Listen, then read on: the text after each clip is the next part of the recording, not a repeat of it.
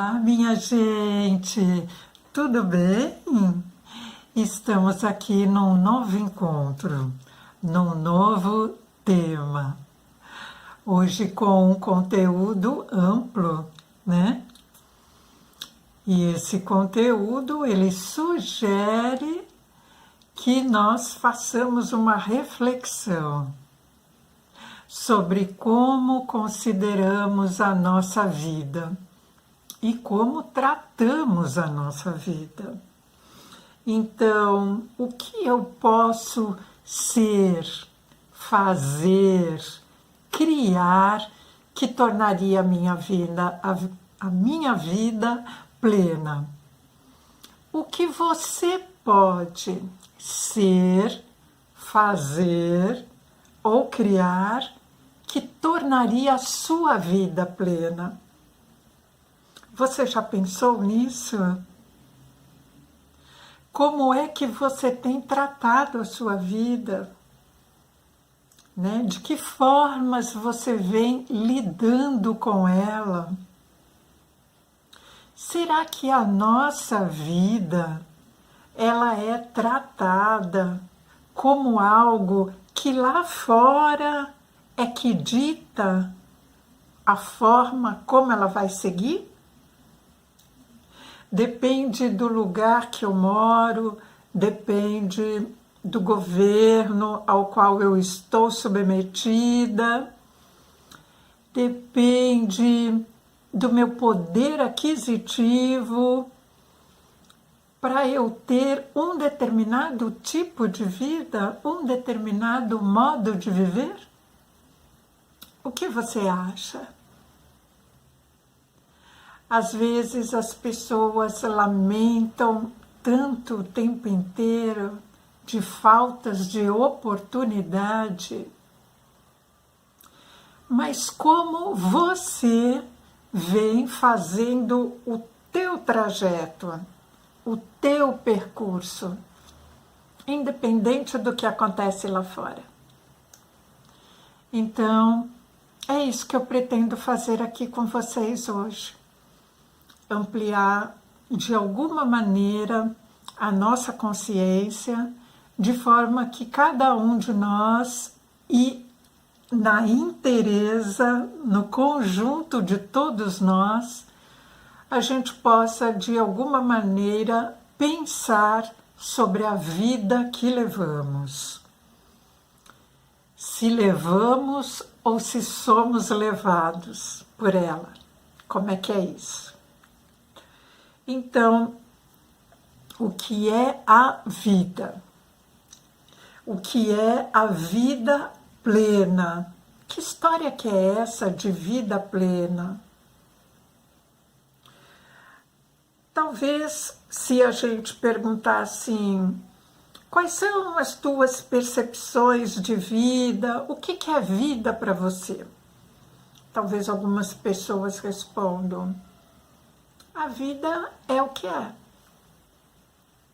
É o que é. É isso. Levantar, trabalhar, correr atrás do sustento, pagar as contas. A vida é o que é. Talvez outras pessoas respondam, a vida o que é? Para mim, ela é. Ela é com o E maiúsculo, do verbo ser, do verbo existir. Ela é. Por que existem essas diferenças, né? Essas formas de perceber a vida. Aqui eu citei dois exemplos, né, de dois polos, mas tem N formas diferentes de responder essa pergunta, não é? O que é a vida para você? Muitos talvez nem parem para refletir sobre isso, talvez nem achem motivador ou necessário refletir sobre nada. E a vida vai sendo levada,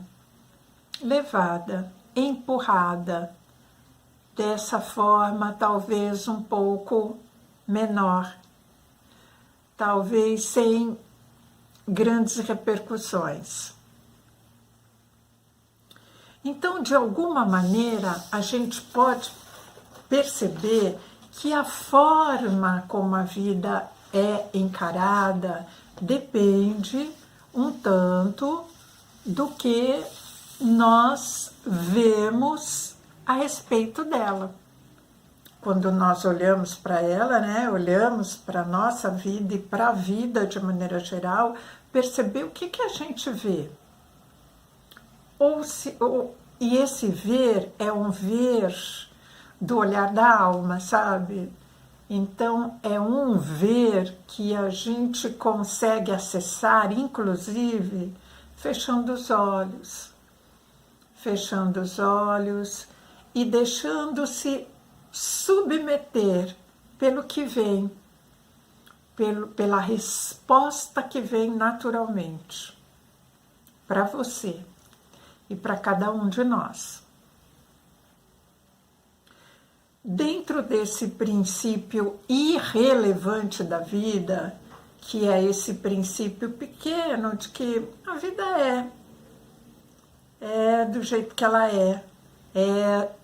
é essas rotinas do meu cotidiano, do cotidiano de qualquer um.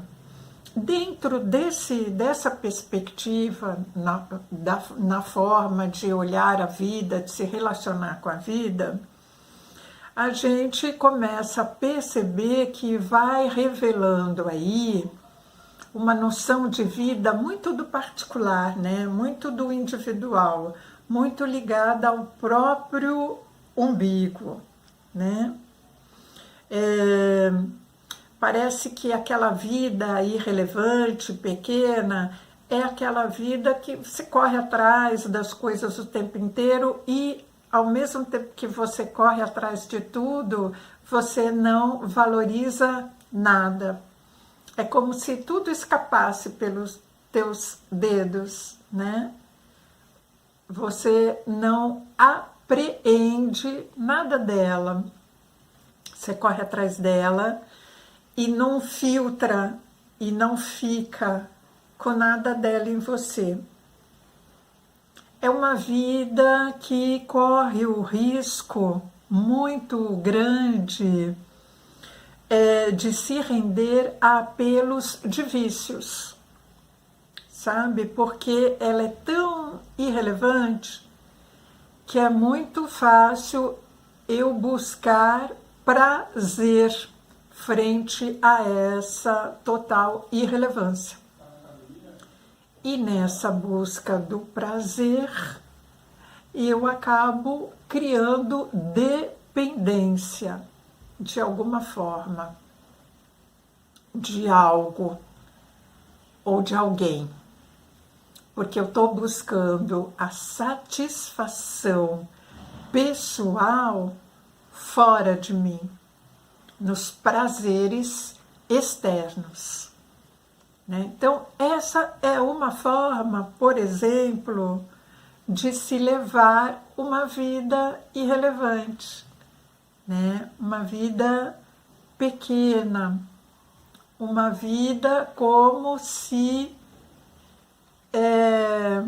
tudo devesse acontecer para me satisfazer, para eu sentir felicidade, para eu me sentir plena, para eu me sentir satisfeita, por exemplo, né? Essa vida é a vida das pessoas robotizadas, né? Não é? Que faz as coisas automaticamente. Não age, só reage, né, às situações do cotidiano. É uma vida que adoece com muita facilidade, porque não é voltada ao autocuidado, ao auto-olhar, não é? Ela está só preocupada com o externo, com o futuro, ou não está preocupado com nada, né? Exceto com a própria subsistência, que, aliás, é uma coisa tão importante de nós valorizarmos, né? De termos a garantia das necessidades primordiais, né? Temos como garantia poder viver essas necessidades primordiais, né? De respirar, né? De ter um corpo que funciona, que respira, né? Que te locomove, né? Que tem um desenvolvimento motor, que te possibilita sentir sabores, ter acesso ao alimento, né? Possibilita ver cores, formas, sentir sensações diferenciadas, né? Essas coisas do prazer sensorial, digamos assim, elas vêm para nós de graça, não é? Elas vêm para nós de graça, mas nem todos observam isso e reconhecem dessa forma, né? Esses aspectos das sensações, né? Das possibilidades que nós temos através do nosso corpo e dos 5 sentidos, é uma maneira grandiosa de nós percebermos os nossos potenciais e começarmos a ampliar o olhar sobre nós mesmos, porque muitas pessoas consideram que não tem nada nessa vida, né? Que sua vida ela é empobrecida. E se nós formos olhar mais de pertinho para essas pessoas, nós vamos perceber que essa valorização desses aspectos da rotina, né, do cotidiano de uma vida ligada a um corpo físico, de uma vida que tem à sua disposição os 5 sentidos, né? Muitas dessas pessoas não olham isso, não reconhecem isso, né? E percebem-se pequenas frente à grandiosidade de possibilidade que a vida oferece gratuitamente para nós. Gratuitamente para nós. E aí, para a gente perceber essas significâncias da vida, a gente precisa tirar os véus, né? Porque no miolo, na essência, no interno, no miolo, é que está muitas vezes a chave para você reconhecer o valor daquele algo, daquele elemento, né? Daquele ser. Né? Ele não está na aparência, ele não está no externo. O valor, o sentido, o significado, portanto, a vida significante, para aparecer é preciso que tirem os véus da aparência, do que nada tenha. Né? Essa grandiosidade, ela é tão preciosa que é como se ela ficasse numa caixa de presente, embalada.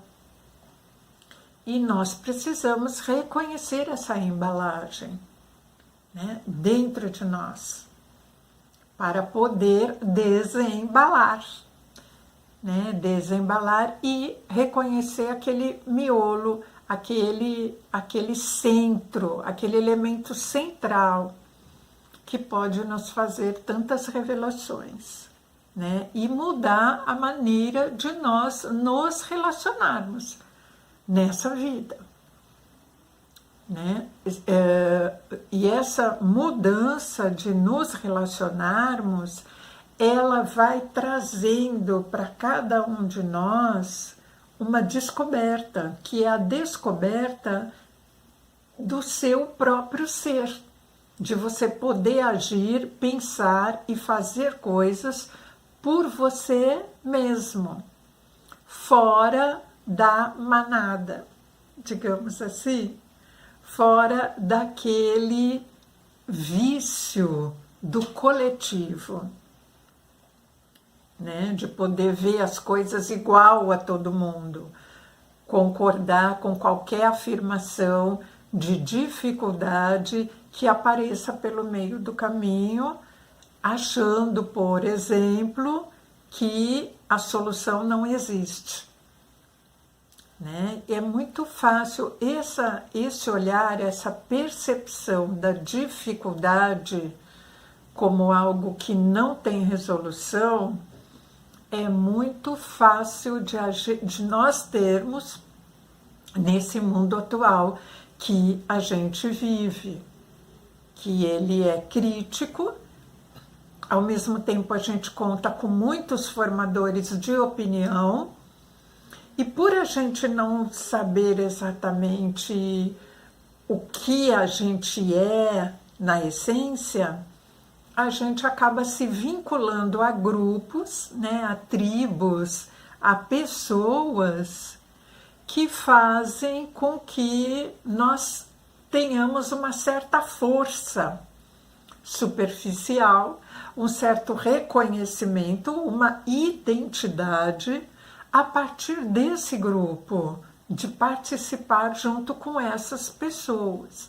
E nesse ritmo e nesse formato, o risco, né, é que a gente vai se perdendo cada vez mais de quem somos nós, do reconhecimento dos nossos potenciais, porque o meu potencial certamente ele é diferente do seu, nem maior e nem menor, mas ele é diferente do seu, como é diferente do outro, do outro, do outro. A beleza é essa, né? Que todos temos potenciais, mas eles precisam ser identificados. Senão, corre o risco de nós ficarmos sendo levados pela manada, pelo todo coletivo, né? Agora é hora de fazer isso, então vamos fazer, né? Agora é hora de levantar, vamos levantar. Agora é hora de trabalhar, vamos trabalhar. Hoje está muito frio mesmo, hoje está muito frio. Então, somos levados pela manada, sem esse cuidado, esse autocuidado e esse auto-olhar voltado para si mesmo, né? Então, essa ideia de tirar os véus, né, da aparência, do que fica na aparência, ela vai revelando para nós a essência. E essa essência, né, a gente chama de plenitude. Nós podemos chamar de plenitude. Essas N possibilidades de fazer as coisas, de perceber as coisas, de se perceber, né? A gente pode reconhecer como plenitude. A plenitude é como se nós pudéssemos abrir um leque, ou melhor, o leque da nossa própria vida. Abrir o leque, né? Então aí nós vamos percebendo coisas, nós vamos nos dando a chance de perceber coisas que talvez até o presente momento ainda não tenhamos percebido.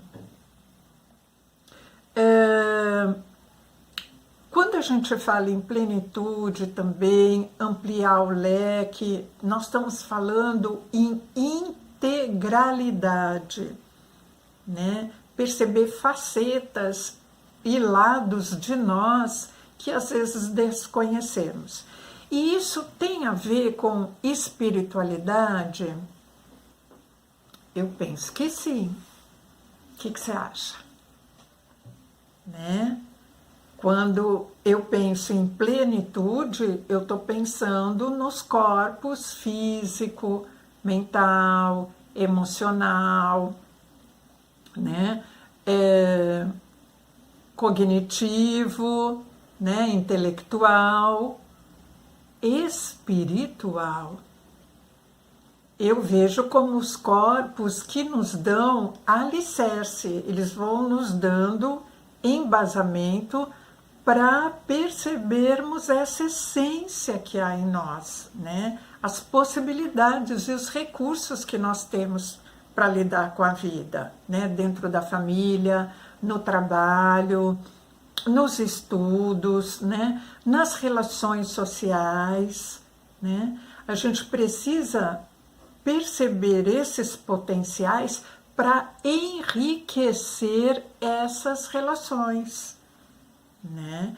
E para poder nos auxiliar a lidar com aquilo que a gente chama de problemas que vão aparecendo pelo caminho, né? Porque na nossa vida nós temos as pedrinhas que vão aparecendo na caminhada, né? E se é pedrinha, né? Ou se é uma montanha que aparece na caminhada, né? Que tamanho que tem esse obstáculo, vai depender muito do quanto você reconhece dos recursos que existem em você, dos potenciais que existem em você, né? Porque esses potenciais ou não potenciais é que fazem a gente reconhecer as coisas que se apresentam na nossa frente, né? Como dificuldade, como facilidade, como fator motivador ou como fator desmotivador, né? Tudo depende dos conteúdos que nós temos dentro de nós e que vão fazer com que a gente traduza essas coisas que vão se apresentando na nossa frente de uma forma X ou Y. Tá certo? E quando a gente fala de espiritualidade, a gente está falando de religião. Eu estou falando aqui com você de religião quando eu falo em espiritualidade? Não necessariamente, não diretamente, porque religião vem de uma palavrinha que é religare, religação. Uma religação com um patamar superior, uma religação com o divino, com o eterno, com o universo, com o nome que você queira chamar. E essa religação, ela não está ligada à religião, porque as religiões, elas estão ligadas ao mundo humano, né? Os homens criaram a religião, as pessoas criaram as religiões, né? As diferentes religiões, ao longo do percurso da humanidade, né? E tanto que cada região do planeta ela é caracterizada, né? Ela é embasada por um tipo de religião. Tem uma religião mais forte, digamos assim, né? Que predomina, uma religião predominante, né? Aqui na nossa cultura é o catolicismo. Mas há culturas que não é o catolicismo, né? Nós temos aí o hinduísmo, a gente tem as religiões orientais, né? Que vão também em outras regiões do planeta sedimentando a cultura, a crença das pessoas. Então, quando eu falo aqui para vocês em espiritualidade, eu não estou me referindo às religiões. Eu estou me referindo ao que está por trás das religiões e aquilo que une todas as religiões, né, que existe antes da criação das religiões e está dentro de nós. Então, é a isso que eu estou me referindo, né? E aí, como que os 5 sentidos nossos, né, e essa integralidade do ser, de todos esses corpos, né, como que a gente pode reconhecer isto, né, esses elementos, como ligados a uma visão plena? Como é que, né, qual é a diferença, né, de nós percebermos esses elementos, né, como existentes na sua particularidade, na sua fragmentação, né, individualmente? Qual a diferença de nós percebermos a integralidade desses elementos, né? Então, talvez aí a gente possa fazer uma reflexão que eu gostei muito quando eu vi, né, é um filósofo norte-americano. Ele tem alguns livros, o nome dele é Ken Wilber. Eu já trouxe algumas coisas aqui dele para nós em vídeos anteriores, né? Mas ele diz assim, sobre essa questão da integralidade.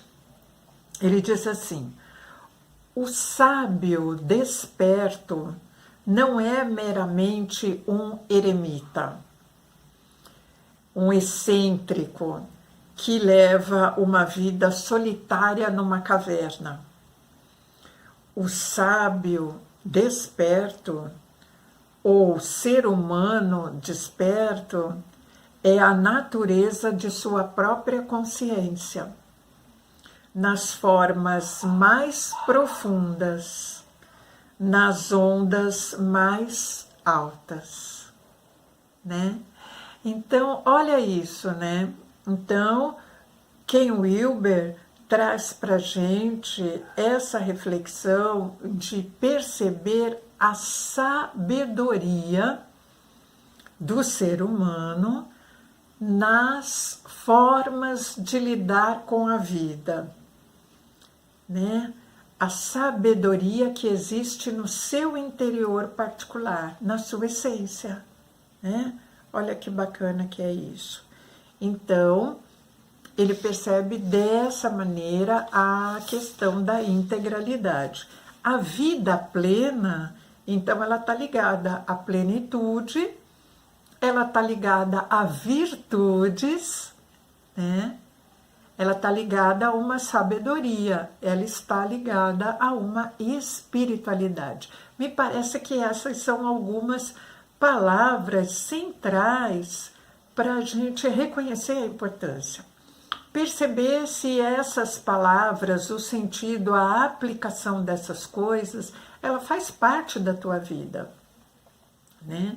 Se na tua vida você cultiva a espiritualidade, você cultiva a virtude, né? Você cultiva a plenitude, né?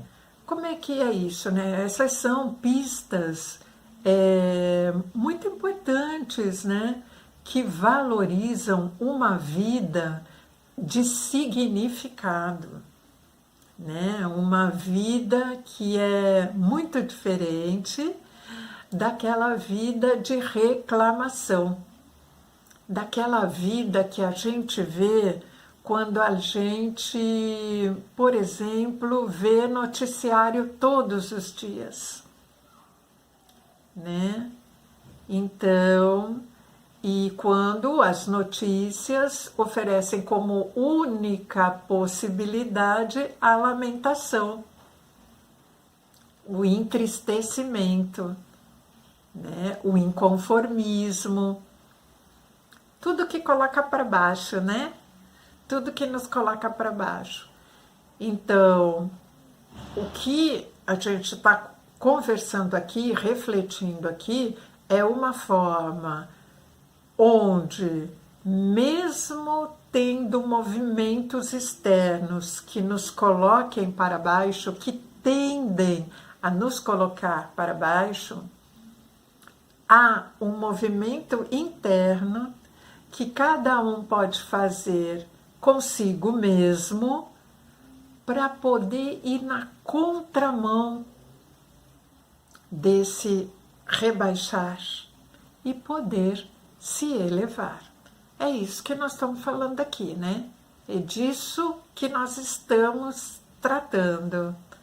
E percebendo essa questão das potencialidades, das pistas que estão presentes no universo, em nós, né, o tempo inteiro, que mostram, que reconhecem a plenitude do ser. A gente tem, por exemplo, Deepak Chopra, que traz também conteúdos tão maravilhosos, né? Eu vejo assim, para nós pensarmos, refletirmos, né? Compreensões sobre a vida, lidarmos com as circunstâncias da vida. Ele diz uma coisa que é assim: se você observar o movimento das células de cada sistema orgânico do seu corpo, você observará a mais eficiente e extraordinária expressão de sucesso e plenitude. Então, olha, gente, uma coisa tão simples, né? De tão fácil constatação e que às vezes passa tão desapercebido. O movimento de plenitude que é revelado por todo o nosso corpo, por todo os nossos sistemas corporais. Olha como isso é divino, né? Como isso é divino, e por vezes a gente não valoriza isso, passa desapercebido, né? Essa coisa que vem de graça para nós, já nos mostrando, olha, você está cheio de potencial com você. E aí tem um trechinho do livro, né, de Deepak Chopra, As 7 Leis Espirituais do Sucesso, que eu quero ler aqui para você, que fala um tanto sobre isso que eu estou colocando aqui, né? Só elucida um pouquinho mais, porque depois, se você tiver interesse, você vai buscar, né? Ter os caminhos de estudo, de aprimoramento, isso que é bacana, né?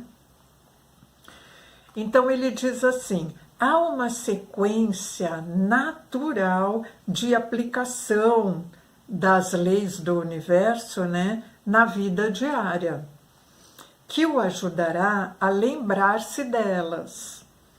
A lei da potencialidade pura é experimentada por meio do silêncio, da meditação, do não julgamento, da comunhão com a natureza, mas ela é ativada pela lei da doação, cujo princípio é saber dar o que se deseja para si, né?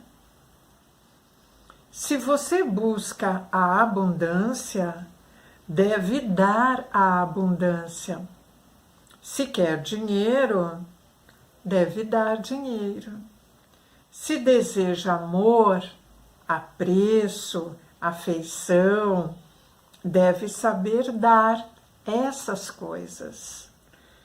Então, quando tudo é fácil, né, não exige esforço. Então, os seus desejos ficam satisfeitos e você começará espontaneamente a entender a lei da intenção e do desejo.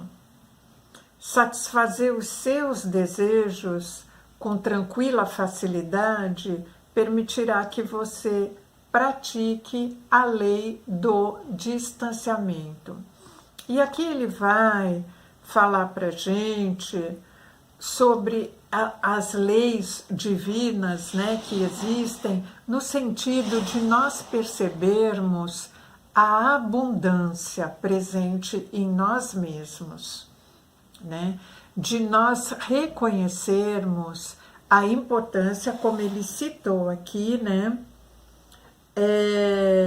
da lei da abundância baseada na doação e que tem aí um sentido de plenitude, né? Então, quando você oferece uma escuta, né? Oferece um olhar, oferece uma mão estendida, né? Um ombro, né?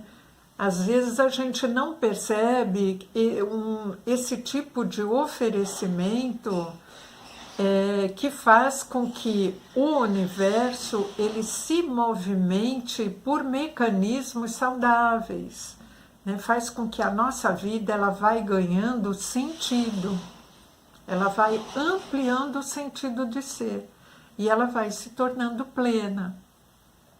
Não é simples, minha gente. Simples, mas não simplório. Simples, mas que exige uma compreensão refinada, né? Não é uma simplicidade que possa ser feita na superficialidade, né? Uma simplicidade que necessita de um olhar, de uma sensação, né, de uma percepção sobre você mesmo, né? Então, essa plenitude como algo já presente no ser, né, em todos nós, e que às vezes passa desapercebido. Enquanto a plenitude ela não é percebida, o que acontece, né? A pessoa ela vai tendo uma relação com o mundo, com a sua própria vida, essa relação de pequenez, né? Daquela vida sem sentido, né? De que não leva a lugar nenhum. E aí esse poder de transformação, né? Dessa pequenez para essa coisa ampla, ela está relacionada ao crer, né? Ao crer que é a educação que nós damos para nossa mente. No que você crê? Você crê na sua possibilidade de transformação, de evolução, de autoeducação? No que você crê? Você crê na realidade que a televisão revela para você cegamente? No que você crê? Você crê no seu potencial intuitivo? Você crê na sua essência natural? Nas sensações, por exemplo, que você, quando criança, né, sentia com tanta facilidade, né, a ingenuidade das coisas serem como são, a ingenuidade e o verdadeiro, o potencial verdadeiro das coisas serem como são, não como querem que nós acreditemos que elas sejam, né? Então, observar a verdade daquilo que você sente, né? Com aquilo que você interage, né? Quando a gente fala no crer, né? Educar o seu crer, as suas crenças, perceber se as suas crenças elas te colocam, né, numa situação de insignificância, de limitação, se são crenças limitantes, né, ou se são crenças potencializadoras, né? Isso é uma diferença, isso vai fazer uma diferença bastante grande nos rumos que você oferece para a sua vida. E o propósito de vida, a forma como você encara a tua vida e que propósitos você oferece para ela, tem um jeito de perceber esse propósito que Krishnamurti ele fala para nós, né? Que eu vou também compartilhar aqui com você, né? Então, o propósito da vida, né? Ele pensou sobre isso, porque nós não pensamos sozinhos, né? Essa maravilha da possibilidade de refletir e de repensar, nós temos à nossa disposição. Os sábios fazem isso, né? E para isso não tem grau de instrução. Você não precisa ser alfabetizado, por exemplo, para refletir. Você só precisa acionar a tua forma de pensar, sentir e fazer as coisas. E entrar no processo de autopercepção, né? Entrar no processo de autopercepção. Tem escola que ensine a fazer isso? Se tem, eu não sei. Mas tem muitas possibilidades, né, que o mundo oferece para nós fazermos isso. O olhar sistêmico coloca a gente, os estudos sistêmicos, né, colocam a gente nesse barco da reflexão e do auto-olhar, né? Isso pode ser um caminho, né? Os estudos filosóficos também, né, fazem perguntas, muitas perguntas, que te colocam nesse caminho. E outros tantos, o yoga nos coloca, né, nesse caminho de autodescoberta, né, de superação de limitação, né, de percepção de si mesmo a partir da respiração, né? Para a pessoa simplória, ela vai achar que tudo isso é insignificante. Para as pessoas que já têm uma essência mais apurada ou que desejam apurar a sua essência, são dicas, né, para uma prática nesse ritmo nesse caminho da plenitude.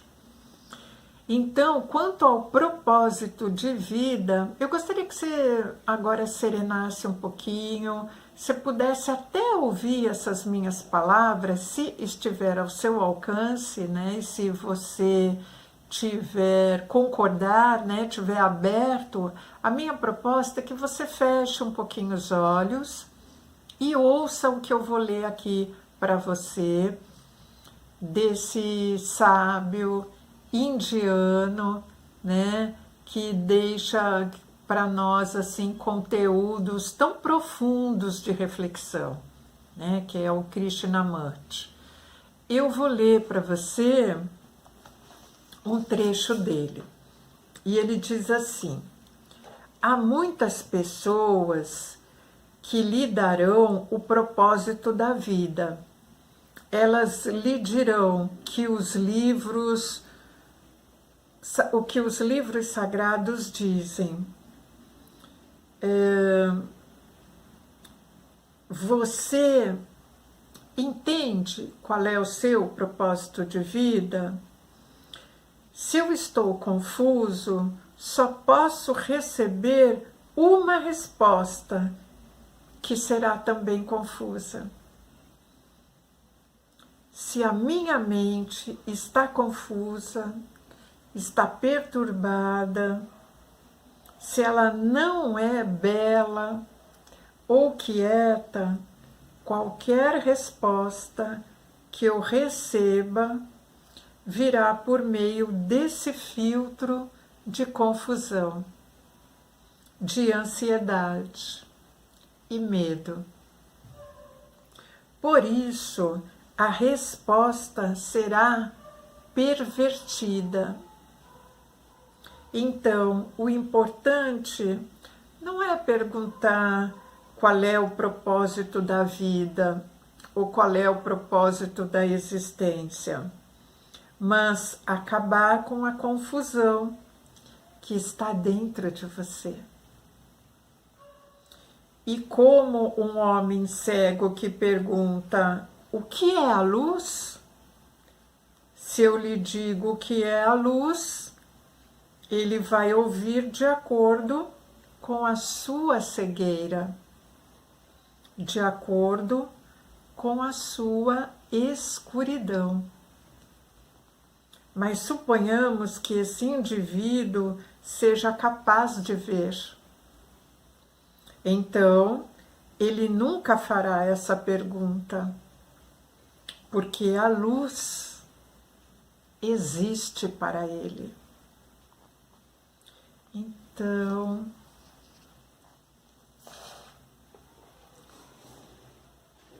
você reconhece a luz que existe para você?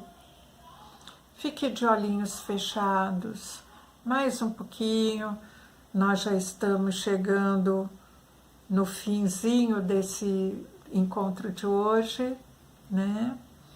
Aproveitando essas reflexões de Krishnamurti, fique de olhos fechados mais um pouquinho, absorvendo um tanto da nossa conversa aqui hoje, daquilo que eu pude trazer para você, que eu estou podendo passar para você.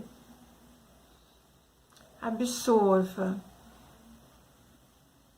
né, percebendo onde está a sua plenitude. Feche os olhos e perceba a sua luz, onde ela está localizada. Você consegue senti-la dentro de você? Experimente focar a sua atenção, levar a sua atenção mentalmente para a região no centro do seu peito, a região do chakra cardíaco. Observe uma luz dourada, mentalize, sinta essa luz dourada na região central do seu corpo.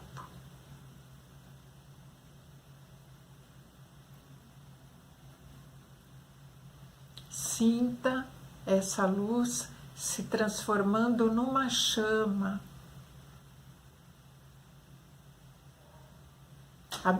Absorva essa imagem de uma chama que está permanentemente acesa.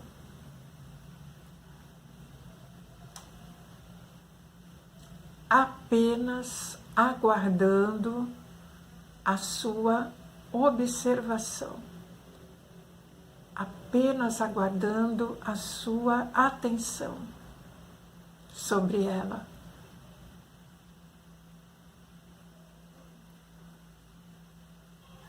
E essa chama, com toda a luminosidade que ela tem, com todo o calor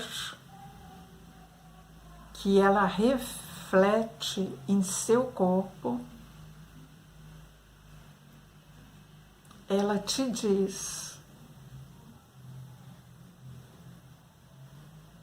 você é potencial. O potencial está em você.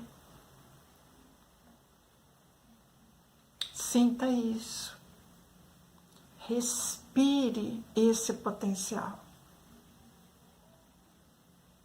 Busque fazer uma respiração mais profunda nesse instante. Esse é o momento de conexão com você mesmo.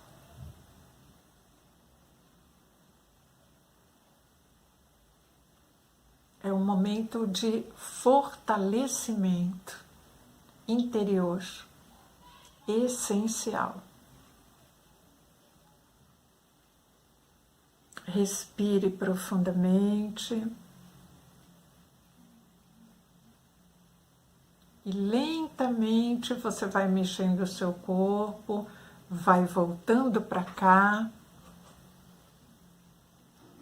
para o encerramento desse encontro. E eu quero ler para você mais um trechinho, pensando em atitudes. Que atitudes, ou melhor, qual atitude ela é recomendada para esse tipo de reflexão que fizemos aqui, né? Reconhecendo a vida como em sua plenitude. Qual é a atitude recomendada?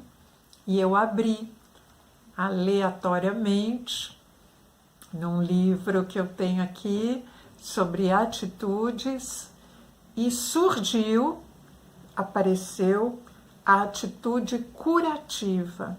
Então eu vou ler para você esse trechinho. Se você quiser continuar com os teus olhos fechados, faça isso. Ou da melhor forma que você consiga para absorver esse conteúdo. Nunca o planeta Terra esteve tão necessitado de cura quanto neste momento em que vivemos. A atitude curativa é necessária quando começamos a despertar para tudo o que criamos no passado de modo inconsciente. Partes da nossa consciência podem ser curadas a todo instante, e essa cura se processa com maior intensidade quando reconhecemos que no nível da alma contamos com todo o potencial de cura de que necessitamos. Podemos curar a nós mesmos e ao planeta quando nos libertamos de toda negatividade e ignorância e escolhemos canalizar o nosso potencial criativo para receber e irradiar o amor que vem da alma. Então eu encerro esse vídeo com você hoje, favorecendo, né, revelando aqui a minha intenção de que cada um encontre o seu potencial criativo e faça da sua vida um campo pleno em possibilidades. A gente se encontra na semana que vem. Prazer imenso ter estado aqui com você. Gratidão. Até mais.